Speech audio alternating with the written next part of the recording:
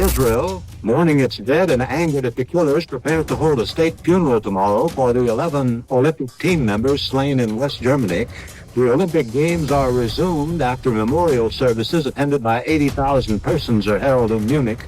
11 athletes murdered, one country humiliated, and a vow whispered in Hebrew, "Justice will be ours." This is the story of Operation Wrath of God, the covert global manhunt that made terror fear Israel. This is an ITN news flash from the Olympic Village in Munich, where early this morning armed Palestinian guerrillas raided the sleeping quarters of the Israeli team. The gunmen shot dead 2 Israelis and are now holding 20 athletes and 6 officials as hostages.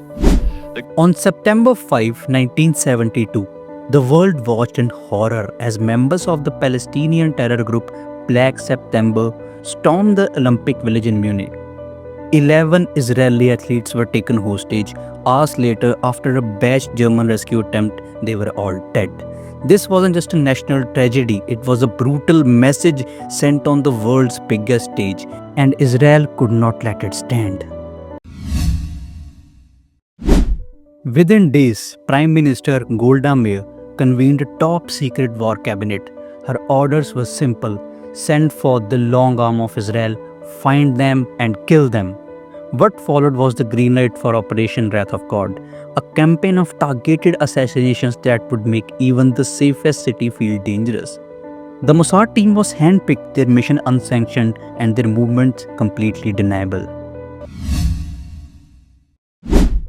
Mossad did the impossible. They compiled a kill list, key planners and supporters of the Munich attack. They began striking with terrifying precision. In Rome, Valzaveter, a PLO representative, was shot 11 times outside his apartment. In Paris, Mohammed Hamshari's telephone exploded in his hand.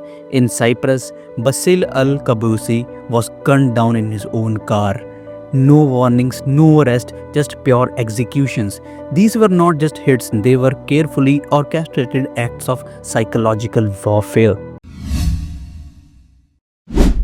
But revenge has risks. In 1973, Mossad agents assassinated Ahmed Bouchiki, a Moroccan waiter in Lillehammer, Norway, mistakenly believing he was a terrorist. It was a disaster. Several agents were arrested. The operation was paused, but the list wasn't abundant. It was just rewritten in blood. The failure became international news, and for the moment, the hunter became the hunted as European authorities cracked down. The prime target for this mission was Ali Hassan Salmahi, the Red Prince and Chief of Operations for Black September. He was elusive, protected by the PLO and the CIA, but Mossad infiltrated his circle with a female agent under deep cover in Beirut. For years, they tracked his every single movement. On January 22, 1979, a remote-controlled bomb exploded beneath Salmahi's car. The prince was dead and the revenge was served.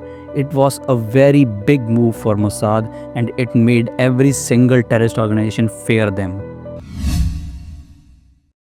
The operation sparked global debates on morality, sovereignty, and state-sponsored killings. Some called it justice, others called it revenge, but the effect was undeniable. Palestinian operatives began living in fear. Diplomats were nervous, intelligence networks were shaken, and for the first time, terror leaders realized they were vulnerable too. And this mission showed why Mossad is the best spy agency in the entire world. Operation Wrath of God redefined modern espionage. It showed that Israel would cross any border to defend its citizens, and that terrorism would carry a price. Many names on the list were crossed out, some still remain. But for Mossad, it wasn't about finishing a list, it was about sending a message. Israel may be small, but remember, it strikes, and it strikes very, very hard. Subscribe to Leaders Unfolded, where power is peeled back, the untold becomes unforgettable.